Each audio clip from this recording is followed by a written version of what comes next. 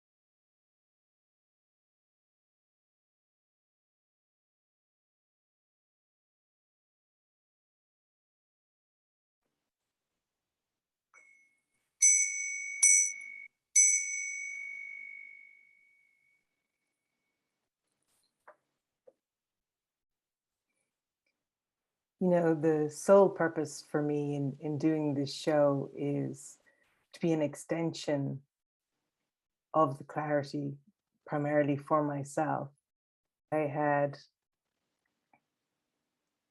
a feeling to extend that came very suddenly, a show with a satsang type environment of more sinking back into the answer rather than struggling or striving to find answers to questions. This is not a passive show. It actually requires there be a desire to be mistaken about the way we see the world. And literally without that, there isn't any call for me to speak to anything. So all the questions I got this week had no question marks. They were just statements. And requests for my team to do things, which I found really bizarre. Can you just sign me up? Could you just take care of that for me? And I said, whoa, what point have we come to here in the mind? Like, what is this? What is this? Irresponsibility for the very small amount that's asked of us for being on Live ACIM, which is to sign up with the same link every week. And I thought, what is that? That's really bizarre. A refusal to even register and then complain about it. So I thought that was really funny. So I felt like it was important to expose that. And then just to understand that nothing's asked of you. The spirit doesn't even need you to awaken.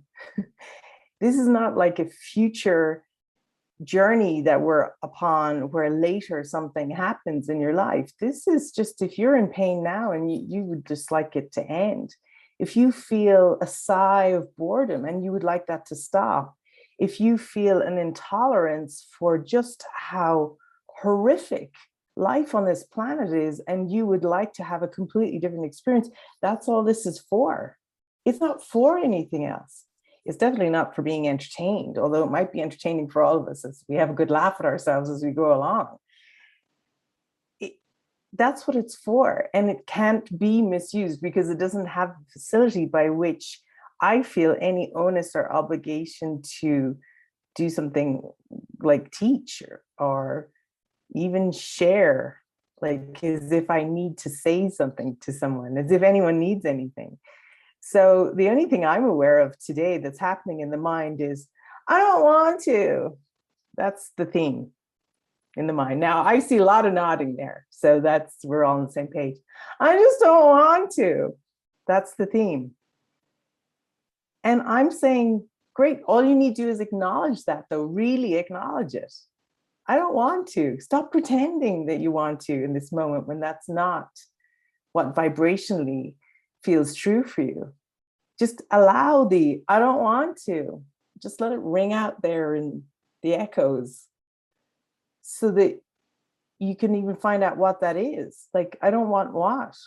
To be happy? I don't want to be relieved. I don't want to be at peace. You know, let's play it out. Like, I don't want to. I don't want to. Because there's no need here. There's no need here for anything. There's just a joy in joining with those who have this passion and this call to happiness now. You rarely hear me talk about awakening, being the focus. We devoted ourselves, all of us, when we joined at the beginning, to present peace being our goal. And therefore, anything that got presently in the way of that peace, we were willing to not think it was small and to see our holy mind as precious and worthy of our time and attention to just clear it. Now, not the over-processing, which we've gotten very clear on over the last few weeks, where we actually are keeping the problem to ourselves, trying to undo a little bit of shame before we present it and maybe ask for some help, you know, because there's a hiding still involved. But a real, like, I'm so sick of this. I don't know what to do with this. I'm fed up. I've had enough. That's, until you're there, really, it's just this. It's very, very light looping in, you know, minimizing pain, suffering. It still keeps going, but it's just, you know, you could still watch Netflix on top of it. It's just about manageable. You know, or you could say, you know what, I want something different. I want a different experience. Now, I'm not just trying to say the way I feel is not right and it should be different. You're just saying, I'm not into this anymore. I can see it doesn't serve me. It's not lighting my heart up. There's nothing about this I want. Because I'm also aware that everyone is going through very genuine, profound experiences of isolation, lack of integration, even of everything that's been learned into one very simple, you know, way of being. And that was a lot of our calling coming together. But it has to get named, and it has to get named by you in such a way as you can see that it's something you're really invested in, you're sure you're right about it, and you just want to see from one who loves you, you know, and this is the difference, from one who loves you. And this is the tweak on the Spirit or Jesus, whoever you've been speaking to. Be warned, you may not be talking to the right one yet. You may still be talking to a version of the ego, because if you are not expecting there to be a miraculous, loving answer, no matter how much it seems like something is your fault or someone else's, if you don't believe that there's a get out of jail card that's already been given to you, that you won't get shamed or attacked for using, or told that you're absconding on your responsibilities by playing that card, then you've not met the one who's been given to walk with you on this way. And I want to make that really clear today. The difference is huge. If you find yourself scurrying around in the day, frantic, trying to get everything done, trying to fit things in, then you're not with the Spirit. You're not in prayer. You're not following guidance. You're not letting the miracle do the heavy lifting. You're just trying to prove you're a blustering human in the world. And there is a grace and a God and an answer that has been given long ago in the naming of who you are, that transcends all of that ridiculousness and just absolves you of it. It doesn't even condemn, it just chuckles along and whisks you back into the remembrance of that love. But if you don't want to even pause in a moment and remember it, and you want to keep going in what's safe to you, even though it's painful, that's okay. I just think it's really important to be clear that that's not the purpose of this gathering and this show. This purpose of this gathering and this show is exclusively for those who are sick and tired of the pain and want to come to present peace, because after lots of trying, they're pretty sure that they have done their best and that that's not enough, and that they must be just missing something very small. And there's nothing I've ever told you here that you didn't already inherently know deep in your own heart. It's just more a bringing of awareness together that really allows it to safely tip over into consciousness rather than being hidden from you. You can't accept help if you think it's coming with condemnation. You won't even understand it to be help. You'll see it as interference by the Spirit or God if you don't understand what help really looks like. It's to be relieved of the idea that you're in charge and that you have any competency at this level whatsoever, that you have any participation at this level whatsoever. You have one choice. There's one answer and there's one choice. So you say, how is that even a choice? If there's only one answer, it's not really a choice. It just has to appear as if it's a choice for you. It's heaven or hell, but it has to appear as if there's a choice so that you can voluntarily make it. Because that's the level at which the Spirit's operating with us. We have to be convinced that we get to choose between heaven and hell, as if someone in their sane mind would choose hell. And yet that's what we choose every day. And if we can come into some humbleness and honesty around that, then this can be really miraculous and really fast. And by fast, I mean, you can be relieved of massive amounts, whole chunks and swages of ideas about yourself that were just in the way. And you thought you were healing something, you know, but they were literally just part of the block. They were a whole delusion about this self-concept. And one of them is this idea of, I don't want to. You know, it's really important to get clear on your no and find out what your no is to. Because when you start playing it all the way out, you find out whether it's yours or not. And that's really where freedom lies. Your no, it says in the Bible, let your yeas be yea and your nays be nay. And that involves who you are. Like, who is the one who says no to that? if you are saying no to things that have been guided for you, if you are not following through on those things, then you have no idea what guidance means. You don't understand what even something in form is for. You don't understand how it's to serve your holy mind and relieve you of suffering, to relieve you of the belief in sacrifice, to relieve you of the belief in punishment by putting a singular focus on something that is going to turn your mind towards God and towards a remembrance of yourself in a way that another activity would not do. That's what something being guided for you is about. It's not really that the Spirit is directing us through time and space, but it is that the Spirit is offering to work with our mind where we experience ourselves to be with what will turn your attention and your focus towards where you're really stuck and self-sabotaging. So it just feels really important to just come into the joy and the clarity of that's all we're here for. And if there isn't anything else, that's wonderful. Like if there isn't anything on anyone's heart, or there isn't anything that anyone really wants to look at, I can just be in the joy with you here.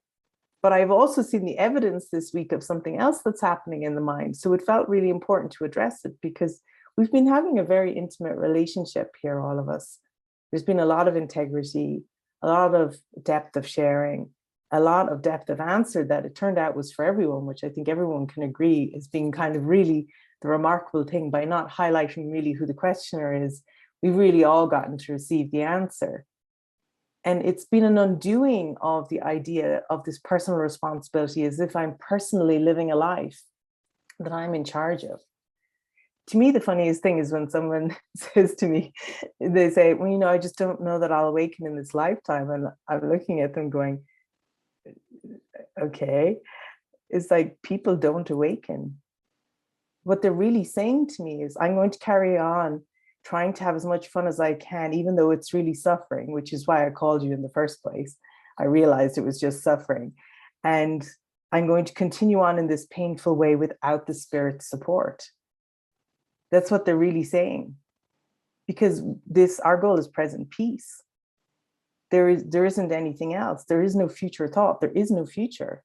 It's present happiness or none. And so if there isn't a focus on that being, having a companion with you in your mind at all times, who just wants to allow you to access all that, even at this level of reality, seems to be possible for a happy dream for you, then who are you with? You're with the ego.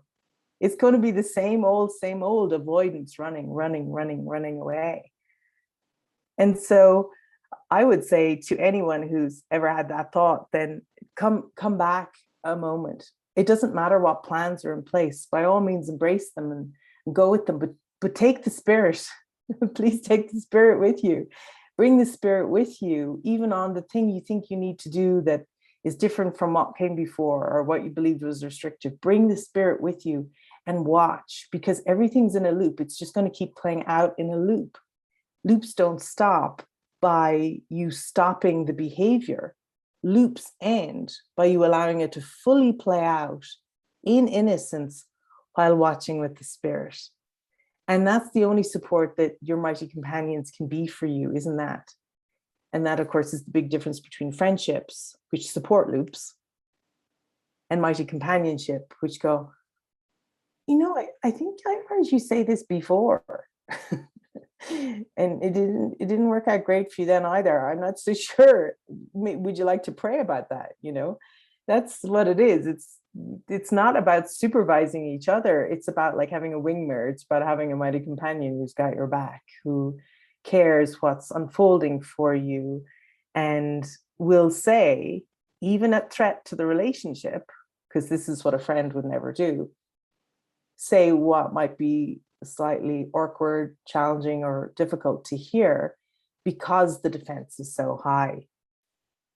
Now, there's only a limit to which you can invite that. And then if it's not, picked up in that moment, there'll be, many more opportunities for it to be picked up.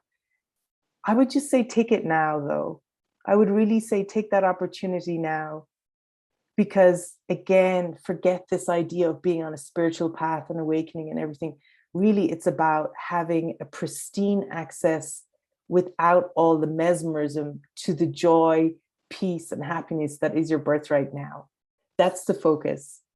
So your day can even be more epic, more shiny. It's that simple. And anytime we get into anything else, it gets complicated and it gets diluted, and then it gets morose and boring, and then we're just wondering what's new on HBO. So that's not the direction. You know, I really feel like, right, we've done that. Everybody's had a year and a half of lockdown, right? That's enough. So I would just like to talk about a movie I saw this week, because apparently I'm to talk about it. So I'll find out what comes out of my mouth, same as you, same speed. It's called Pig, P-I-G. And it's a story of forgiveness. One truffle hunter's search for his pig who's been stolen from him. But really, it's a chance to go back and face all the things he ran away from earlier in his life and allow the judgments that he's held against himself to land through various characters against him without defense. And what's wonderful is, though, the lead character is played by Nicolas Cage, because you're always expecting it to turn into a gun-toting retribution fest as you watch the film. And yet, of all the movies in the last year, it has great presence, incredible intimacy, and a devotion to the present moment, that every time there's something difficult, he gives more.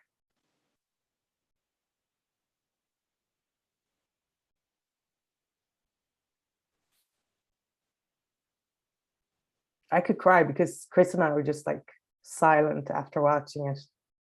It's this feeling of Christ walking in the world as a big truffle hunter, Nicolas Cage. And it is just a real demonstration of really what we're about here and what we're doing. And it's a brand new movie. If you get to see it, I hope you enjoy it, because it's like a refresher of, it's not about things going right or turning out a certain way. It's about taking the hits. So that's not something people talk about much in spirituality. And I'm aware that for myself, not being aware that I was supposed to take the hits really held me back for quite a long time. So I'm going to talk about that now.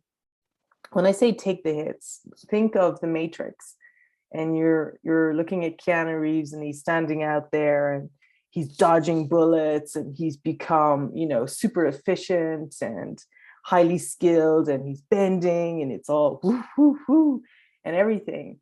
And Morpheus says to him, he says, when you know you're the one, you won't have to dodge bullets. You won't have to dodge bullets. And so short term, it appears like you're willing to take a hit. Short term, there isn't an evasive maneuver that you're taking anymore to avoid the incoming guilt and shame and finger pointing, whether it's yours or other people's fingers that are coming towards you. You're willing to take the hit and feel, like take a shot of that shame, take a shot of that guilt by facing it, by really feeling it and allowing for it, because it's actually only the intensity of those small shots of guilt and shame that have you running and trying to be even a superhero, avoiding them. And so it's really valuable if you can come into a space where you go, okay, I'm just going to take the hit. I'm just going to stand there, and I'm going to let them say the thing that is just so deplorable about me that I would just hate anyone to ever think, never mind be willing to say out loud, especially this person who I've loved. And now they're going to say this thing about me, and I'm just going to stand there and I'm just going to receive it, because I'm going to receive that it's like a ricocheting bullet that's been going through time and space for millennium.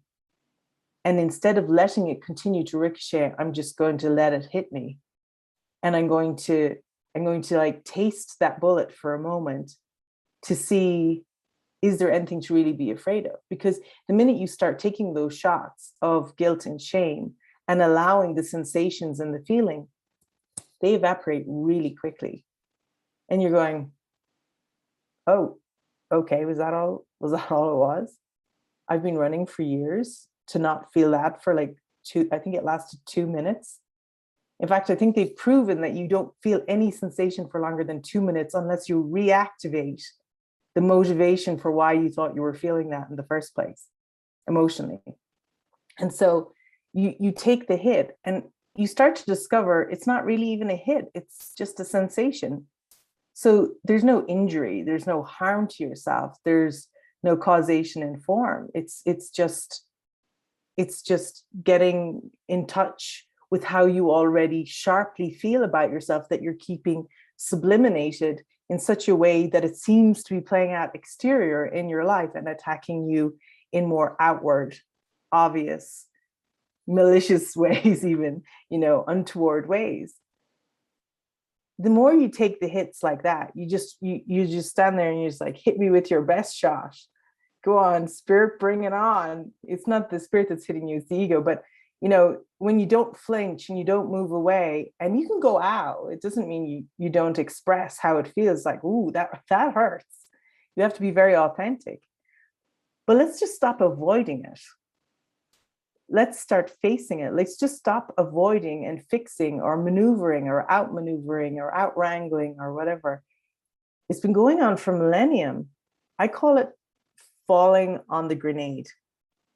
It's like, imagine there's 10 people in a circle and someone takes the pin out of a grenade and they're tossing it around and everyone's just trying to get rid of it before it goes off.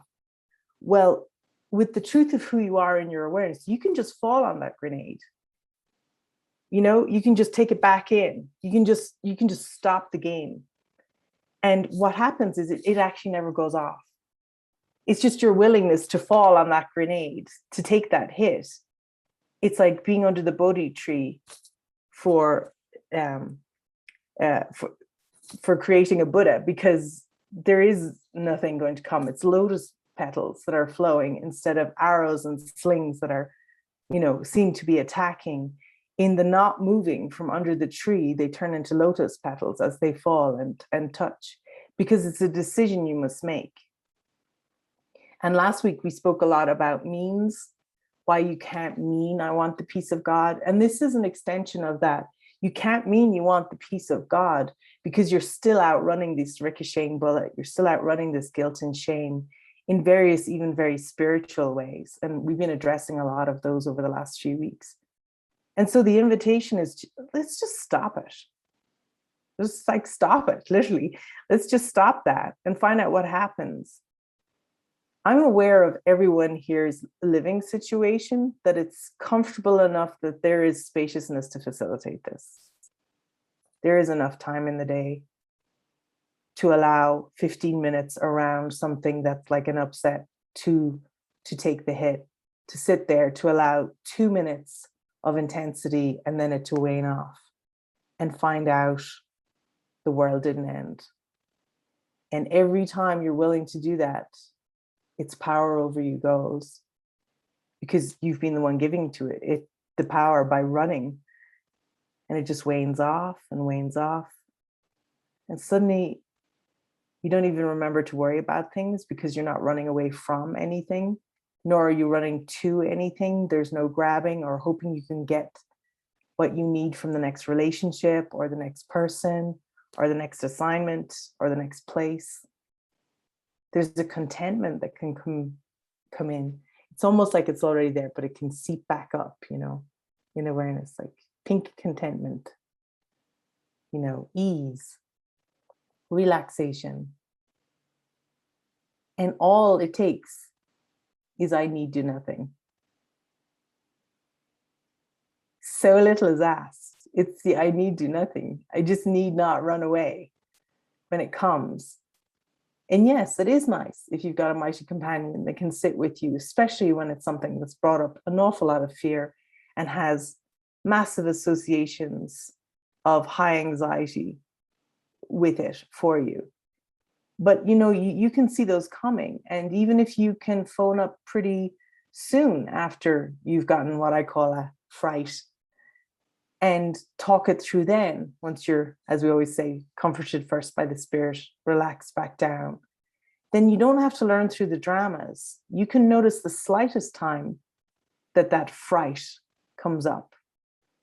And if you spent your day just noticing when you get a little clench or anything, just a little bit, and if you spent your time just being aware of that and then, feeling it, allowing it, and relaxing back down. It's really just a mechanism from this. It gets slower, and then it just doesn't really clench until it's just really soft.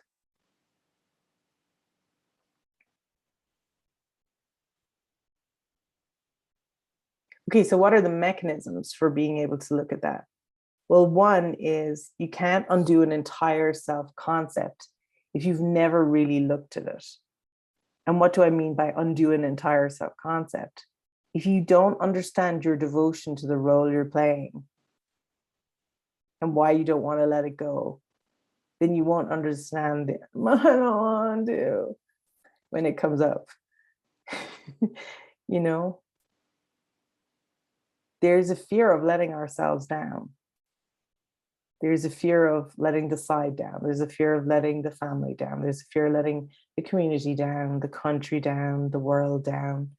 Whatever it is, it doesn't matter how wide your self-concept is. It really just matters that you become aware of the role you've been playing and the fixes within that. Now, that's a pretty light sketch. This isn't about like saying, oh, I've got this pattern, that pattern, these problems, and these difficulties. It's as simple as, what is the role I've been playing? Because anytime you're being asked to expand and there is a contraction feeling in you, or fear or resistance or terror of coming to join with those that you've loved before, but there's just so much memories of the past, coming together again feels really terrifying. Then what you need to be aware of is that it's the role that's causing you the suffering. When you genuinely see you have no interest in a role, then it will also no longer be causing you suffering. And like we said last week, you cannot heal your original hurts with your ego-given relationships, which are friends and family from childhood. You cannot heal those through those relationships.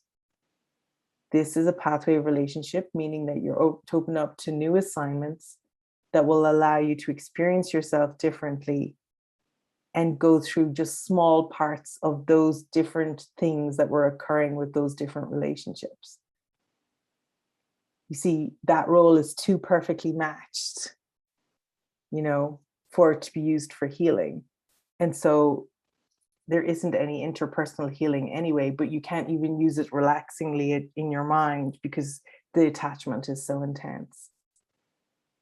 So those are just a few of the ways in which, if you really want to come into a vibrant, alive experience of being lit and living every day, those are just the very light things to watch.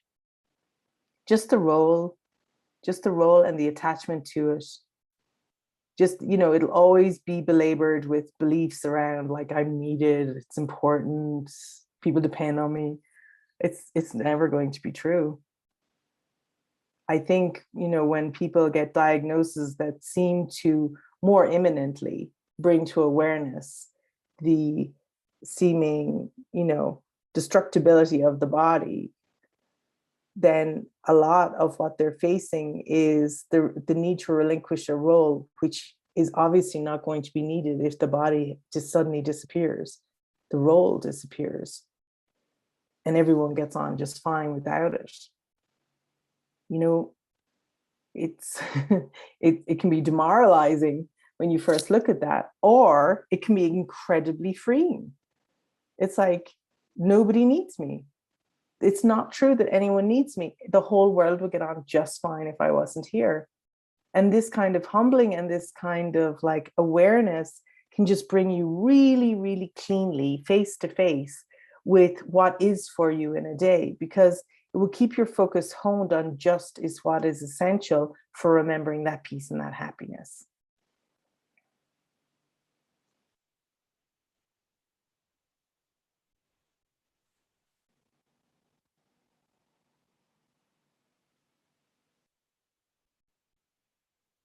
Yeah, so let's just take a pause for a moment, just let all of that set and settle in and sit with us for a moment, just to see, is there any outrage that comes up that just really wants to break through? And we've had beautiful reflections of people who have gone very deep with what we've been sharing here and have broken through. They've wrenched their elbows through the life they were living and said no more. And the blessings of the spirit have been upon them, and they've been just cuddled back into that it's all about being in the love. So what we're really addressing today is the I don't want to. And one last check-in, like, are you sure that's you? That's really all this is about for today. Just a little check-in, you sure it's you? Because even sulking is much better than trying to want to listen to the spirit when you just don't want to. Just sulk and just let yourself fully embrace the emotion that you're having and see where it's coming from. Like, you know, there's an honoring really of every emotion. Nothing is wrong or untoward or should be held back. But if there is a no in your mind, you want to find out, is it something genuine that you need to bring to the spirit, where the spirit can then tweak things to move with you forward? Or is it an alien will to which you're listening, which does not have your highest interests at heart? So yeah, let's just take a quiet moment just to tune in. Is there any growing outrage over something that even seems tiny and petty? Tiny, I don't care how tiny. Just close your eyes and give yourself a moment.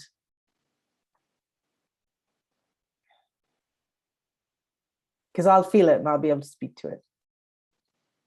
No way we could all be sitting here together if there wasn't a call in the heart. And if it has to come through just one who can articulate the frustration they're feeling in this moment and how wrong they want to be about what they've seen, then I'll take that one, just to access for all of us the inertia that's coming on top. Okay, you see, this happens when we go deep pretty quick. An inertia will come where it's just like it starts to peel off, and then the mind doesn't know where to go, so it just kind of bounces back here like a baby in a stroller, kind of like this. And there isn't a need for something dynamic and always to be happening, but I can still feel the call, and I can feel the heart wrenching behind the I don't want to, because that's like watching like a small tortured child who's been taken off the streets of India and is now in a rich Western home. Not that that's better or something, but is being well taken care of, and it's still hunting around, trying to make things happen, scurrying, hiding things, doing it on its own, just completely unaware that there is this big love there and this kindness and this understanding. And I think we rely too much on our own understanding. There's this massive understanding of us and exactly intimately what we're facing that just wants to be shown without shame why we're suffering and not happy, and just wants to tweak it if we want, only if we want, you know, there's no force here. So I'll just take whoever's got their hand up. There's Dennis. Okay, you can leave me on, and you can put Dennis on too. So whatever the heart of us is, Dennis, you just give me the heart. Guys, you have to use physical hands. We don't do hands electronic. So I'll only take hands that come up physically, which you guys all know. Again, this is part of the passivity that's happening in the mind here. And I just need to call everyone to attention and awake again. You're not unmuted, are you? Yeah. No, you are now. We got you. Okay. Hi. Hi. Dennis and Kathy are in transit on the road in the moment, and so they're living live to whatever's happening for them. Go. Well, it's been a long period of time of one thing after another, after another, after another, after another of things happening. And I'll just give a few examples. It just like 3 examples out of so many. Dennis, just tell me what's on your heart. What are you sick of? I'm sick of this shit happening all the time. And Okay. it feels like it's coming at me with all Right. these different events. What is it saying? What is the communication? Just look at it overall, as if you read Braille and someone handed you this and said it's just a communication in a movie. What's the communication?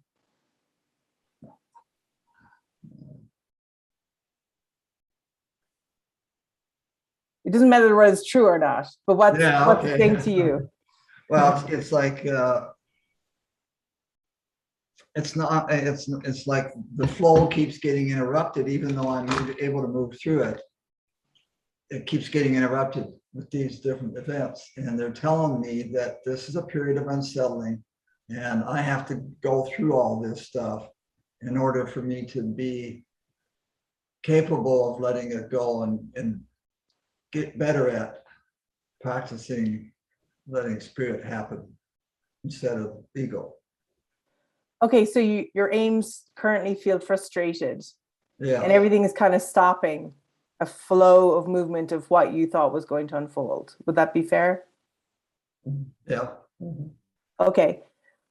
Well, what's really annoying about that? Tell me what's really annoying you about it. Sometimes we could be afraid that it says something about us that is so scary that it's even hard to bring to awareness, you see. It's been there all my life, which is that I'm a fuck up, I'm a screw up, I can't do anything right, and I don't trust myself to have the discernment. Yeah, I guess that's. Okay, and what is it you think you have personally done wrong in this case? Name one item, anything. Well, yesterday it happened where I was answering an email, and the email said it was from PayPal, and somebody had charged something, and it wasn't me. It was obvious to me it wasn't me. And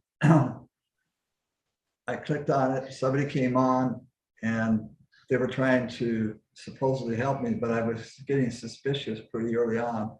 And sure enough, it was somebody, some criminal group, because I could hear a bunch of voices in the background.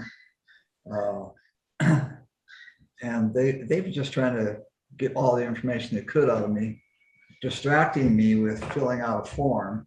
And when the screen was just had a couple of words on it, and behind the screen was this, my cursor was moving all over the place, and it wasn't me doing that. So it was they're controlling it, they're taking control. And I don't know what the hell they're doing, but I decided to say, I started to test them in terms of, is this really PayPal? And I went way too far in testing and too trusting in the midst of it. And that's where, I blame myself, because I tend to be too trusting and too afraid to confront, even though I've been that way in the past and really, really confronted and aggressively. So I'm trying, I guess there's a trying in there of not being so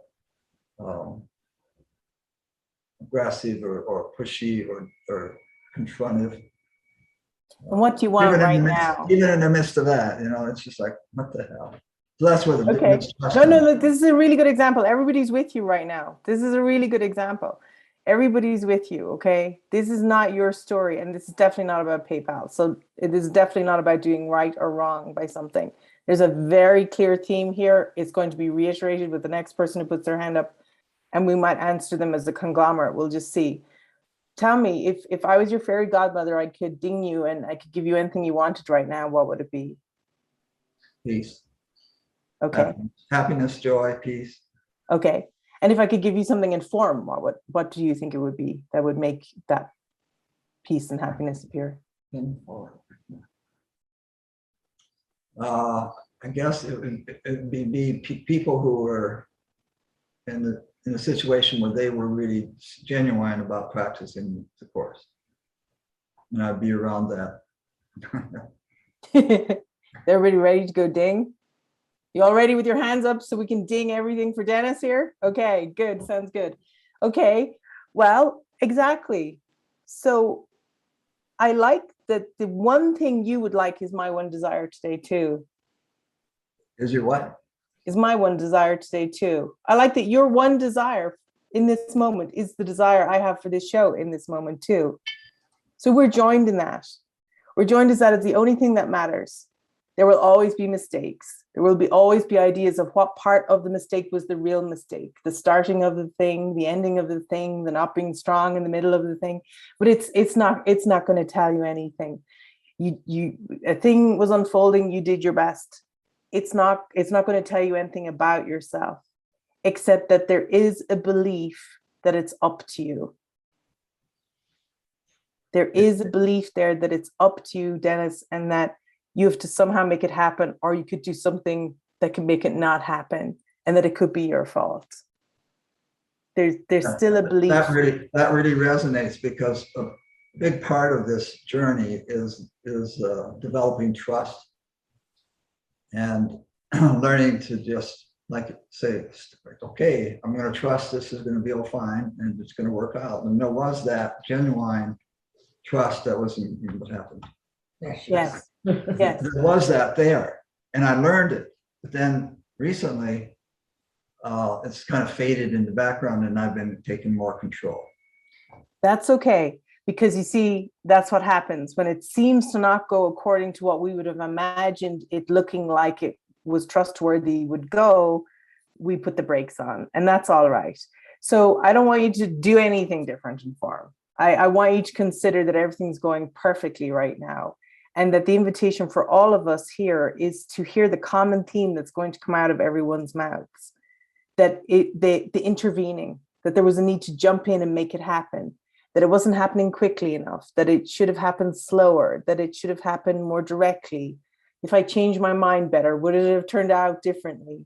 And really, the only shift of mind you can have is that you're no longer in that stewardship role. The two of you are such good stewards of the spirit, and your trust is warranted, that it's okay if it looks like it goes one way or the other. It's not supposed to be a perfect line. The trust is, though, that if there's something helpful to hear, you'll hear it, and then you'll just follow the spirit rather than trying to even fix the situation. You'll just hear what's the next helpful thing to do. So that's wonderful. We're going to address it in the round, Dennis. Stick with what you just discovered there. Listen to the truth of the nodding faces and mine when I say to you, yeah, it's not your role anymore. Your job now, you and Kathy, is to be taken on in home, literally, and to have an experience of relief of all of the devotion and the trying and the efforting and the giving over the years, like as people, as we have all given, but really giving and giving your heart, how little now is going to be needed. It's almost going to be like a coasting by comparison. All right. And I just want you to know it's safe.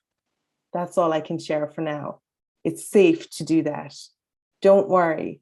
The miracles come in very unexpected ways. So we're just going to start watching those coming, while just taking that quick shot of guilt and shame around the belief that you could mess it up. It could be your fault or your responsibility. You're the watcher of this. And also, if you get an inspiration, though, or an aliveness and you want to do something, that's also something will come through you for the spirit. And if nothing's happening, then it's just a trusting. But, whatever will allow you to feel happy in your day. And you guys came on here. So this is a witness to the calling, to have those around you who want the vibrancy too. So we're here. It might look virtual, but we're together. So we're going to go on to the next question. Thank you so much, Dennis. Thank you so much, Kathy, because we're with you on that journey. And as time goes on, we'll be able to come back around and bring it in together. So just hands up again, and I'll just see who I'll go to next for what it is. I feel it's Janice McNamara next. So we're just going to unmute Janice, and I'm going to drink some water.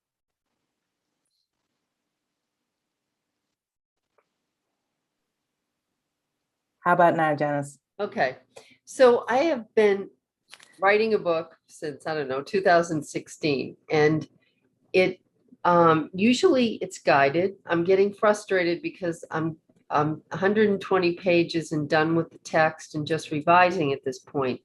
But it feels like I I can't do it right. I have to keep going back and checking. I'm double putting, the same story in two different places. And it's getting like overwhelming. I'm feeling overwhelming that I can't do it. And it feels like I'm back in school. I can't do it. What's it called? Huh? What's it called? The book? Yeah. Turn to Me.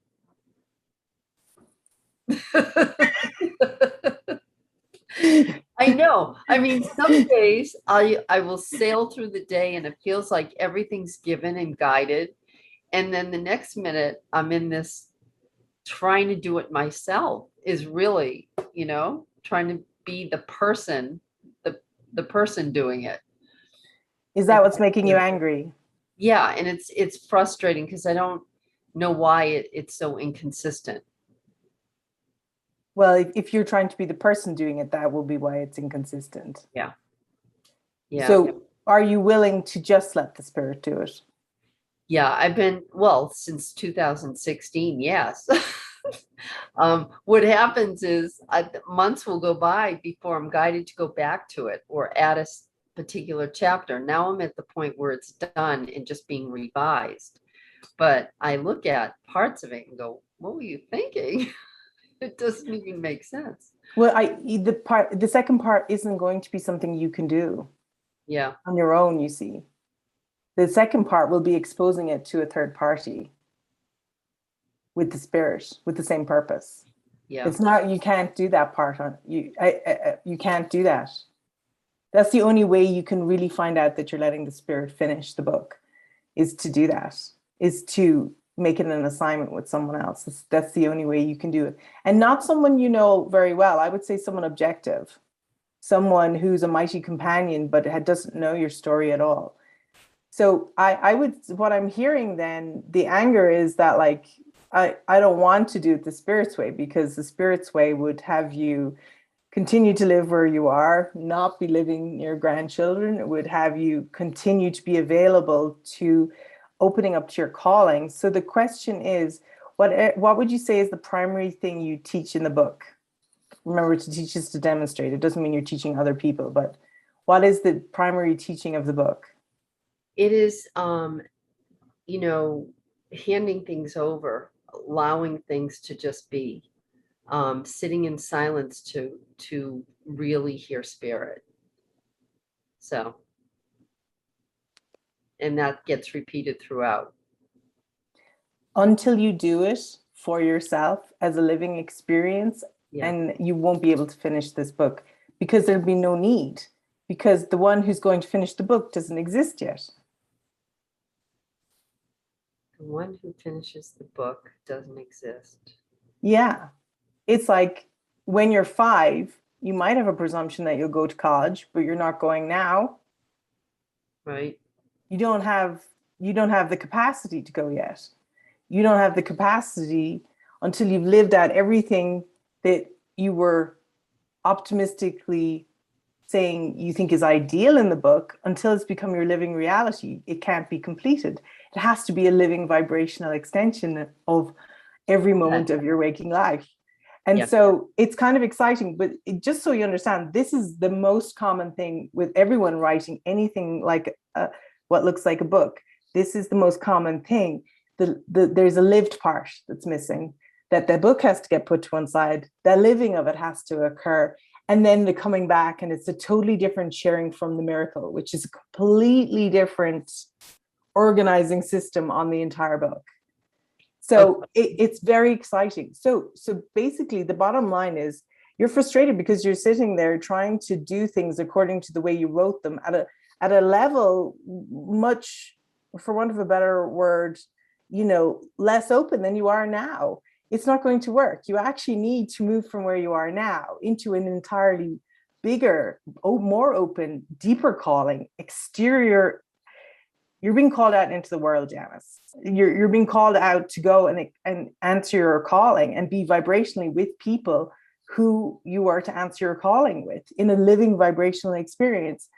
And then you'll come back and you could finish that book in a night sometime, because the organizing principle of the miracle will be your living reality.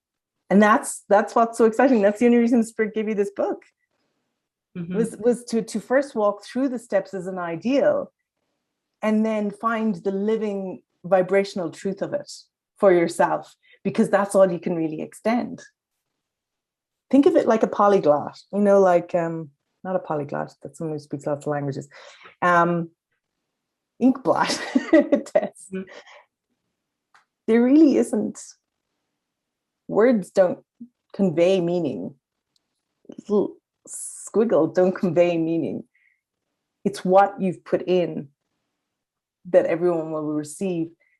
And there are so many that would love to receive it exactly like you've shared it. And especially coming from the background, the holistic background, and then the medical background that you come from, which is just makes it very reliable and accessible to so many more people. There's a whole swage of those. Think of it like a pie. There's a whole pie extending out like a never-ending pie. And you're at the little pinpoint here, who are to hear the message exactly the way you share it. There's only one caveat. You must be in full living vibration of it. Yeah. In the moment you hit, publish, whatever. So that's it. So everything's perfect. Put the book down. No wonder you're getting angry. And it's time to embrace going out living. I'm used to doing that. I'm used to putting it down. Oh, but not the way I'm talking about it. Permanently put it down until. Well, no, there's no until. You're not living it. You have to live the principles that you're talking about in the book. You have to be living it as a vibrational, exciting, enthralling. By next week, we should be hearing like life adventures of Janice weekly by next week. And just in case you think that's not true, you can just talk to Dennis and Kathy after they had a talk with me. And I told them the way their life is about to go. Adventures all over the country. So it's different. It's not what you think. But all you could do is, I don't want to, because you think what you're supposed to do is this book. If you have the feeling, I don't want to, then you've misunderstood what you've been asked to do. So I feel like there are a lot of parts of the book, because it's about my mother and I and how we were on different paths, but came to the same, place we're in right now. I'm in right now. So I feel like that's already passed and that's done. And that went very easy. You're right. It went very easy to write that piece.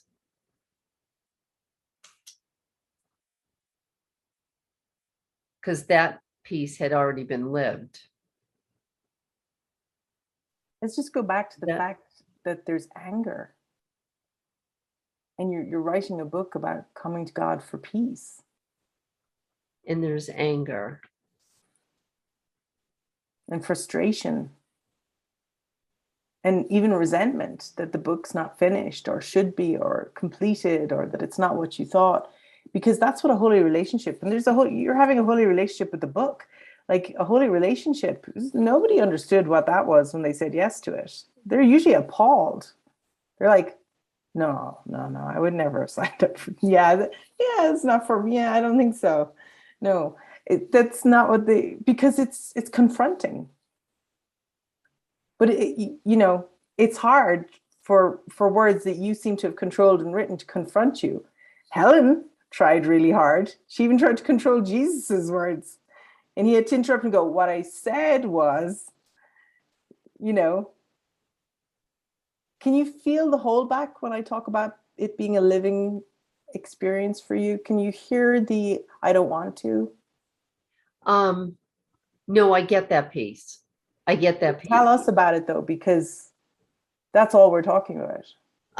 Well, the feeling I had writing it, once I passed, once I understood what the purpose of my relationship with my mother was, and that piece is sort of done in the writing. I don't know if it's done or there's another layer, but I see how easily that came in because vibrationally it had already happened. So is that what you mean? I don't hear anything about anger being expressed right now, and frustration and resentment against yourself about this book. against the spirit. There's a hold. Remember, Janice, don't think of it just in terms of your story. Think of it in terms of everything that's being expressed here and everything we've talked about over the last few weeks. The mind is awakening. You think you're playing this character of Janice, but it's really limiting your ability to hear where the happiness will come from for you in your mind. Mm-hmm. Janice has become like a tight jar where everything's getting shut down into just so small. Mm-hmm. And the spirit's describing an expansion and an extension that you, the mind, has the capacity to allow, simply allow. If you unscrew that jar and allow all the resentments and anger and frustrations out that are holding back the energy. Mm-hmm. And, you know, when the readiness comes to really want to do that, everything will just change in a millisecond. And I mean a millisecond. Yeah. So just sit with that as we keep going. Remember, that's what you're watching for, because you see the mesmerism, and this is why we've generally not had our names attached to the stories, is so that we can move beyond it being our story. We're still talking about a pig truffle hunter here, you know. we're unlocking the mind. So just sit with the anger and the resentment and why we'd be so complacent with that in our lives. Mm-hmm. When it's just a call up, it's the passion energy that just wants to shoot off and be vibrant and in extension and excitement every day. Book, no book, it doesn't care. It's happiness. So just sit with that, just as we keep going. Yeah. So I only want someone to put their hands up if they're really ready to go. Like they've got, I'm looking for the frustration, the held back, the sense that I've been keeping myself down, ready to go. Janice Bowie. Okay, can you hear me? Yes, got you, Janice. Yes. A lot of range. A lot of shoot. It's you were talking about Janice, but I was feeling that screw just going more and more. I would say mornings, I wake up the spirit. My dreams are of spirit. I have maybe 2-3 hours in the morning of absolute connection, and then I go into the rest of the day, which is absolute, almost fighting or I literally lay down on the ground and do nothing. But I do that, and I just, it's prayer. I'm in prayer. Okay, tell me what it was you wanted to do, Janice, because I can hear that that's a thwarted prayer. That's not real prayer. And that's probably it. Purpose and means. If you couldn't upset anyone, if nobody could be distressed by what you did, if you had unlimited resources and you could just be in full extension, just tell me what it would look like in this moment. I would fly. I would be flying. I would unlock all or let go of all those roles that I name them. All of them gone. All of name them them. Gone. Oh, motherhood, wife, aging parents, retirement. I retired. I'm just. Are you ready? Yeah, I'm ready, but Wait, I put the butt in there. Yeah, I saw the butt come right up because it's like, honestly, I got this push. I got this, it's like this going on all the time. Yeah, it's excruciating. Just tell me the butt. What's the butt? There's no judgment here. The light, not the light. It's what will happen if I For example? So if you get knocked down by a bus tomorrow, what will happen, Janice? I will, No, to all this idea of responsibility. What happens to all of that? It just gets, somebody else takes care of it, right? Exactly. Is it true? Do you believe me even when I say that? Yeah, it's, you know what, it's coming into honesty. It's honestly talking to all my family. I literally am, I live a different life. I live a completely separate life from my mornings with spirit and then being with everything else. So I haven't been able to, that's where I need to go. I need to be so honest to everyone and everybody about what I am, who I am, and what I want. And you know, just, the gentle thing is that first it's only you with us who love you and don't have any worries about you letting us down. So it's only you though. I know it seems multiple, but that's the Hall of Mirrors. It really is just you. Because you would have to make them monsters to think that they would keep you in those positions, being so distraught. I doubt that's true. Yeah, it's 100%. And I, as I, you know, there's a part of it that knows that absolutely, and 99%, obviously, because it's just this back into a terrifying. It's like, that's the block. Terror. If you've put it, I have to tell them all first. That's the block. You don't. You just say, I'm off. See ya. I'm going camping for 3 weeks or something. You don't. You see, people say, I'm ready. I'm just going to burst. I'm going to burst. And then they say, of course, but first I will just have to do all these things in a row. And it's like, why? Who said that? Who said that? And that's all you need to question, the list. Yeah. Okay. It's like the list is being made for me, but that's not true. Not if Janice gets knocked down by a bus tomorrow, no. It's pretty freeing. I worked in an oncology department.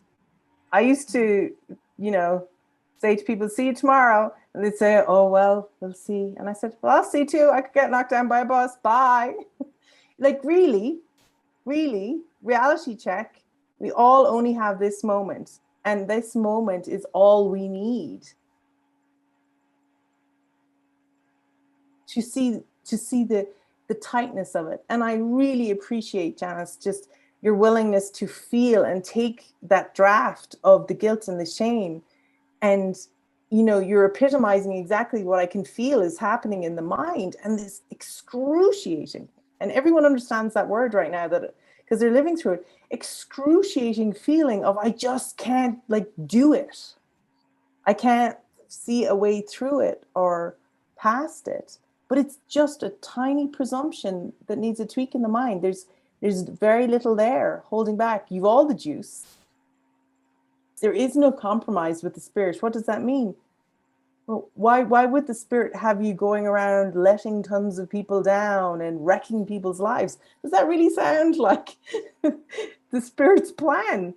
When the spirit's plan is for everybody.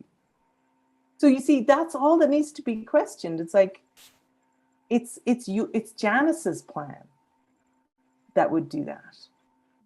And that's why Janice can't accept her calling, because it's her plan. It's either save Janice or hurt everyone else.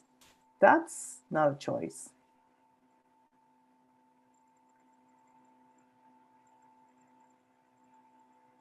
It's not a choice of love that serves everyone.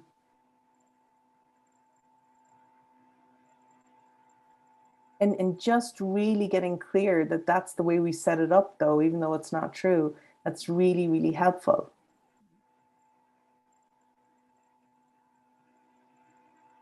And there is a way in which the spirit can unwind you from this peak moment that is being crucified by guilt.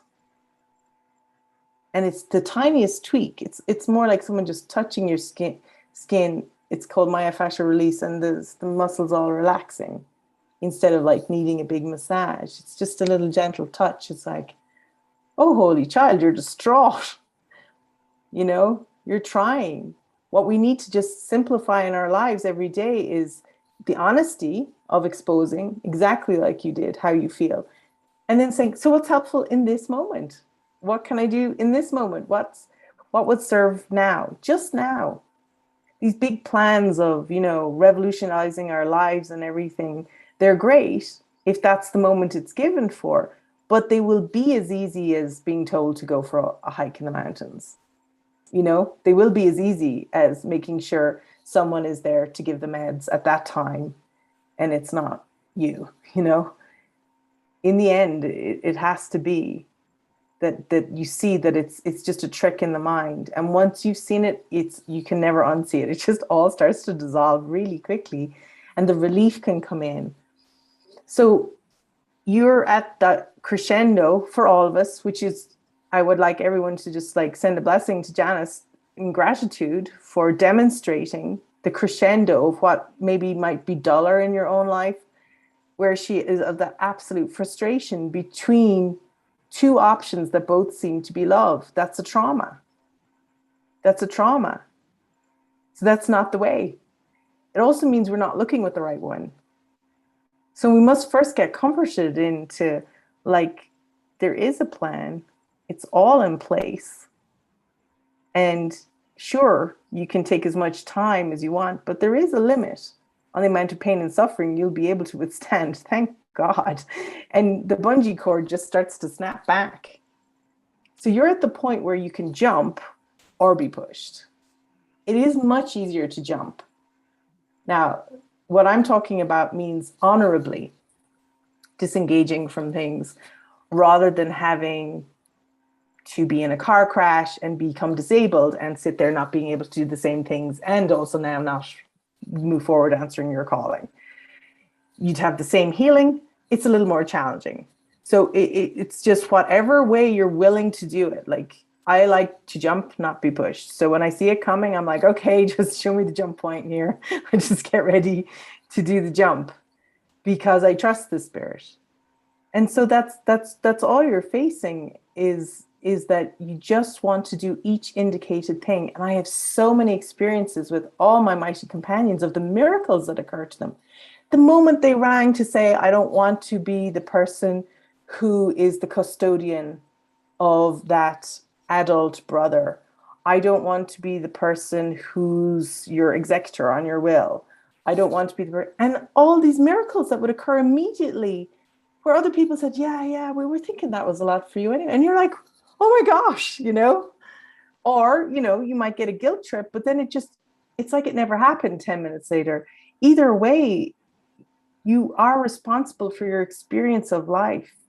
You are responsible. And if you care about those around you, if you're happy, that's a wonderful thing to be around. Nobody needs your stoic suffering. That's not care. Care has to come from love. Care has to come from a genuine desire. And there are so many where that's their calling in this moment. If our calling has become very obviously higher, not as in better, but different and mind orientated, then we must step out of the way and allow those who are given to come into those situations to come in and take up their new positions. What you start to notice is we're afraid of losing those former roles and positions and specialness. And we're actually blocking the care that these people genuinely deserve and are worthy of, that the spirit would have them have. We're standing in the way of them having that care. We think we're standing in the way giving it to them, but there's a resentment that how could that not get passed on? How could it not? If you remove the role, the love will flow. The role is what's false. The activities will be full of love if they're still given to you, but the role is what's causing the suffering for everyone. The have-tos, the shoulds. So that's just some stuff to look at there for this. I mean, you can pull a trigger on something like yours and you could be wound up, you could be living a completely different reality, like by the end of the week, if you wanted, because you're ready. And that's why today's show is about, I don't want to. Not personal to anyone. It's that thought in the mind that says, like, don't ask it of me. Don't ask you to be happy and let everyone else be happy too. Really? Really? I'm not joking you. The things I stepped out of the rules out of the way, wow, everything's much better for everyone once I got out of the way. It turns out, like, it's humbling. It's humbling in ways you think we all think we're the center of the universe. We're not at all. So yeah, just really it's a tipping point. It will be painful and frustrating until there's a surrender that says, okay, whatever, just make it obvious. That's all. We join you in that. That doesn't need to take a long time, and really it isn't necessary that it be painful at all, and that the release, once you've had that in this big pop through in a way, will stand to you when you share with anyone going forward or in any of your experiences again. So we're with you, sister. We love you, and that's it. It's like, yeah, time to be the screaming harridan in the corner instead of the praying mantis. You're just to be like, letting it all fly, just being how you are, at least on your own. Don't try and meditate over it on your own, so that you're not even noticing that you're angry, frustrated, and raging. So at least do yourself that service. I'm aware of it. Yes, okay, very good. Very good. Thank you. Okay. So I want everyone just to take a pause for a moment. Because if there's one final question where somebody just has it on their heart and they're sure they've been right about something, but they'd like to be wrong, we can use it to roll like the whole mind over. So just take a moment and then just put your physical hands up when I ask in a moment. Just if you've got it really bouncing on your heart, I trust you do, and lay it on us, because nobody has time to waste. Nobody has time to waste, because time wastes you, and you're so worthy of more, and so is everyone you love. So let's get to being happy and allowing them to be happy too, by just taking off these roles. So yeah, if there's anyone that has their things, we've got Marguerite, I know Susan A had her hand up earlier. I'm just checking that everyone's who's ready to pop. Okay, Marguerite.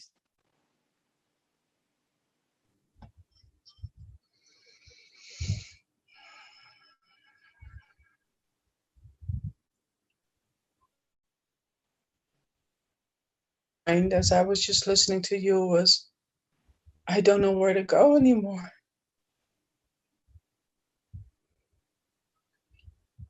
I feel like I've tried everything.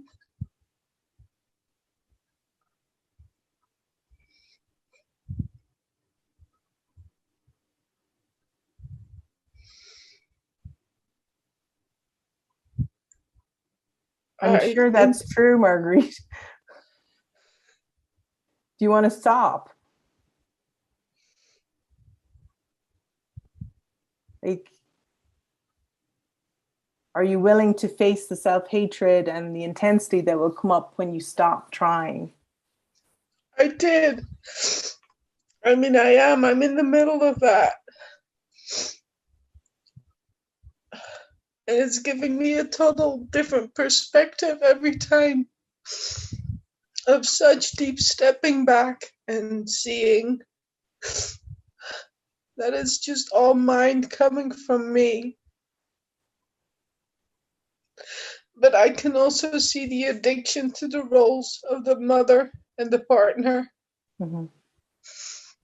Those two roles seem so thick in the mind of, I know what's needed here.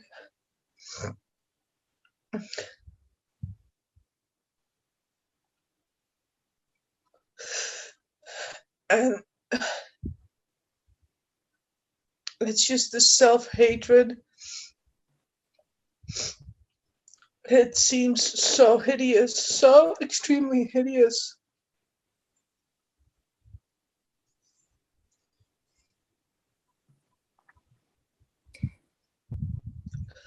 And I think what really struck me also, I think I am responsible for the undoing. I mean, I've looked at this so many times, but just as you said it in the beginning, I was like, yeah, that's still there, this,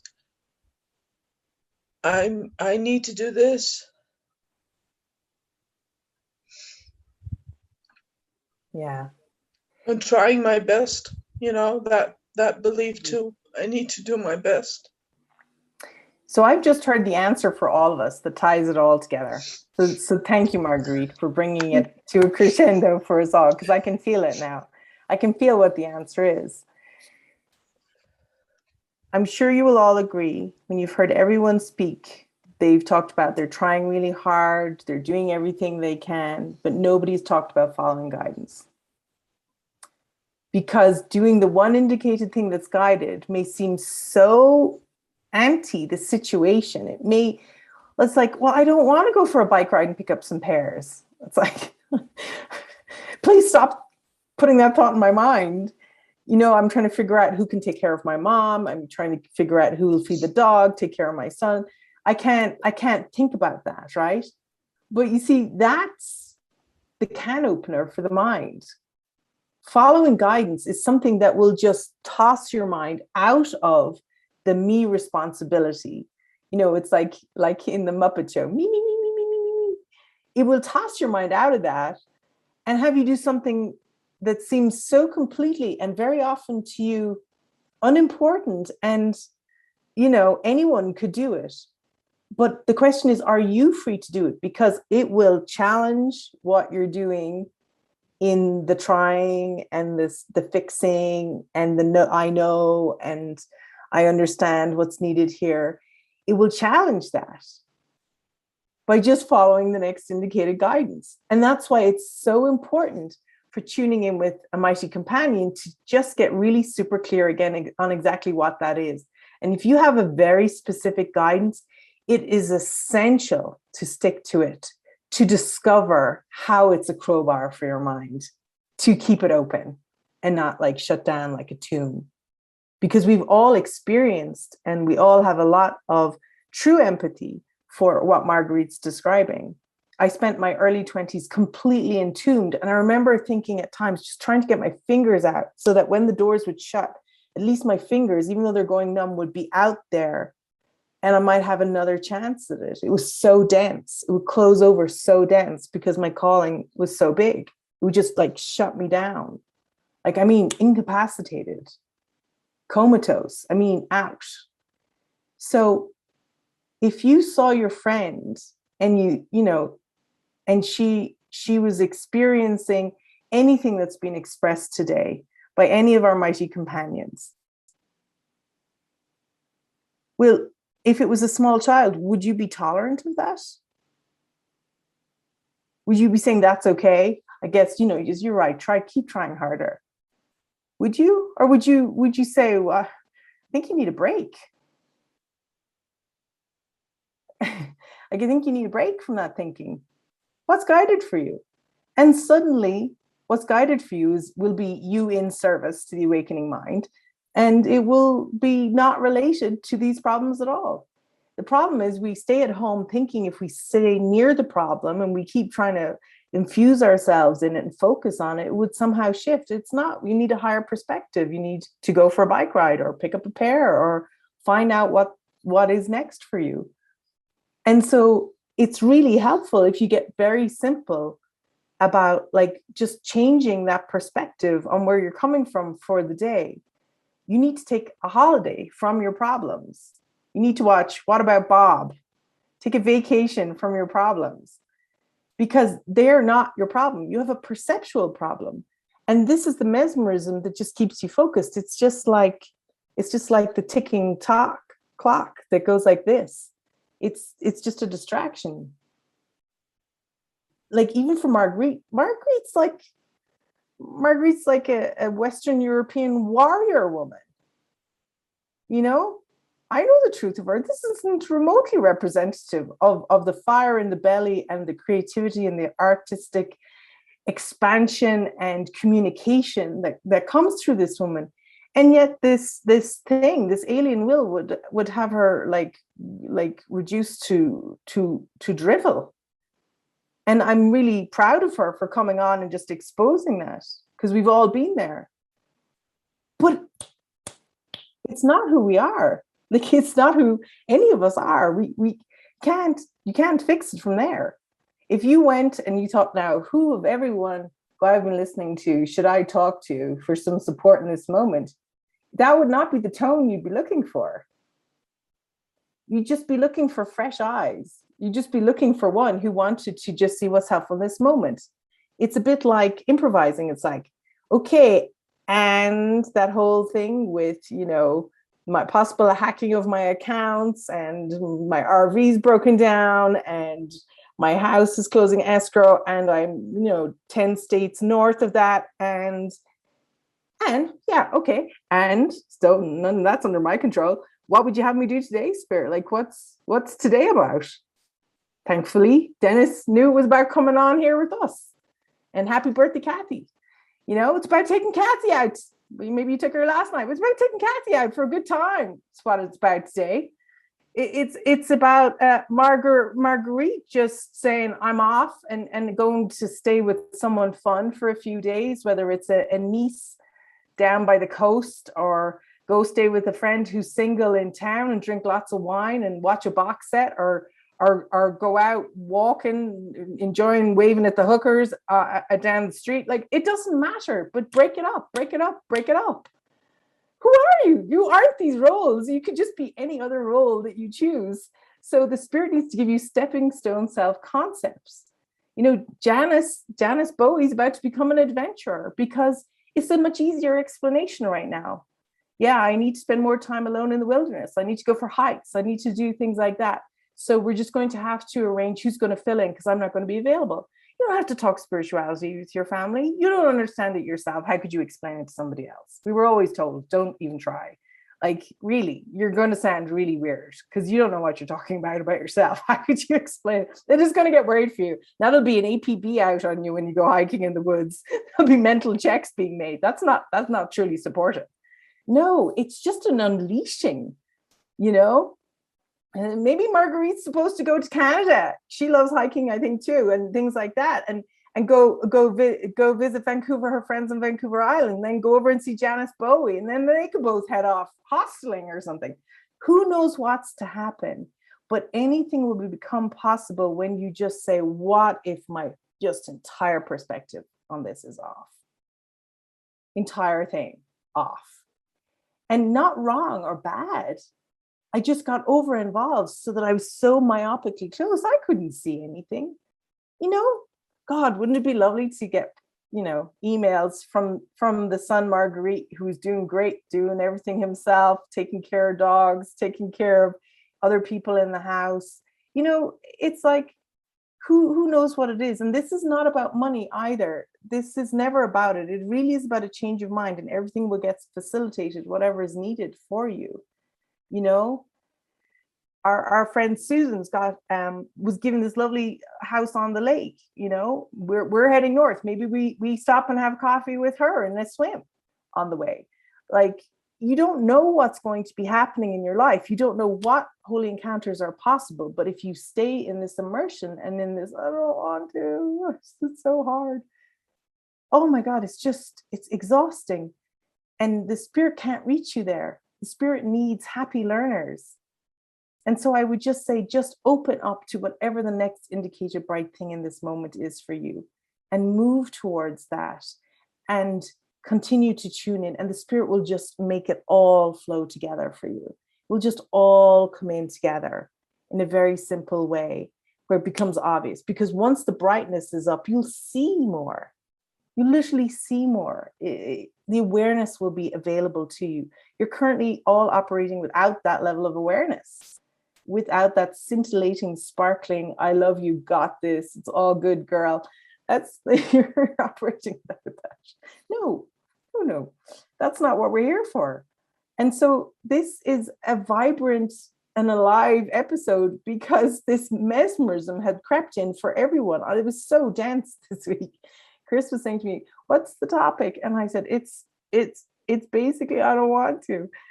And I said, I'm not even sure I'll be able to talk, because I have to honor that, because please understand, I've told you, I spent a year in bed. Please understand, I spent my early 20s planning conversations. So if I bumped into a person, I could have a conversation and not feel like a complete idiot.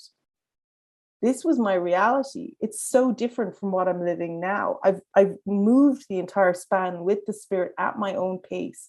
And there's no push here. There's no shove. But take a break. Take a break. Find out what that break looks like for you, and know that the spirit will renew in yourself without you doing anything. It will just rise up again within yourself. It's so important.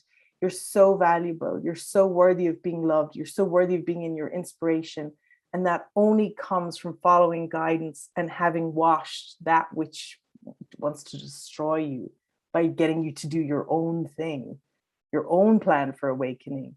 As soon as he's ready to go to college, as soon as they die, the amount of people sitting around waiting for their parents to die, are their children to go to college. And those people always dip out of earshot as soon as their kids hit 18, because then they have to they're terrified, because they've made it that the reason, and now they have no reason, so they hide. So I'm like, the spirit doesn't want anything from you. The spirit is just offering happiness in your awareness. If you'd like to remember that it's all the past, it all worked out great for everyone. The plan is for everyone, not a special few people on this call or something, not some special people who study A Course in Miracles. This is for everyone. And if you really want to come into an experience where you discover that that's true, then all you have to do is give those ones back to the spirit to take care of. If you're to do something in a day and it looks like it, it looks like it involves them, then it will be just coming from joy. It won't be coming from the role anymore, you see. There's no absconding or dropping out on life. It's a full embrace of life, and we're self-medicating so much. And we've been looking at all the ways in which we're doing that. But you're just so worthy now. And you know what? You're very blessed if you have anything on you that looks like it's counting down time. You are in a blessed position today. You're not in an unlucky position. You're in a blessed position because it focuses the mind. I had to make a decision during the week whether I was going to try and save this body, or I was just going to let it go and just choose love, whatever that would look like. And I remember thinking, I don't want anything that doesn't feel like love anymore. I don't even want to protect the body anymore. And it was a very deep and powerful experience whereby that was my decision. And it would look however it looked.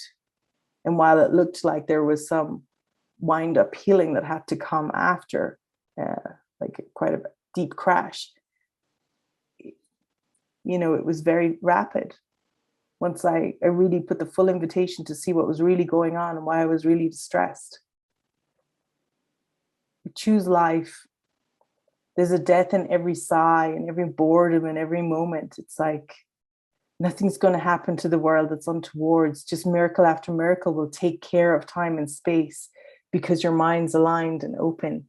So if there are any loopholes or there's any miracles, you're going to see them. You're going to see them with the spirit. They're just going to be available to you in a way they weren't before. And you have mighty companions. And that is the purpose of this, to go through a period together of weeks where we use our stories to unwind the mind rather than to fix people.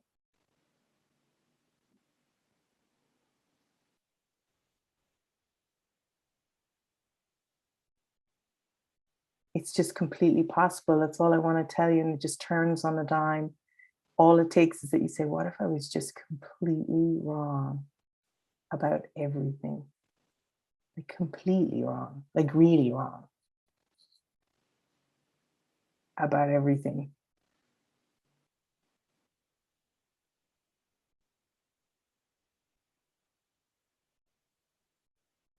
Choose for peace, choose for relief, choose it for now, and don't worry about the next moment.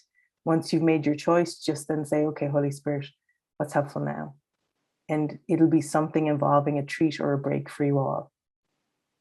So be well, travel lightly with the Spirit, don't move deeper into fear, step to one side of the whole thing and take a look sidelong at it as you have a milkshake or something, and just say, what is all that?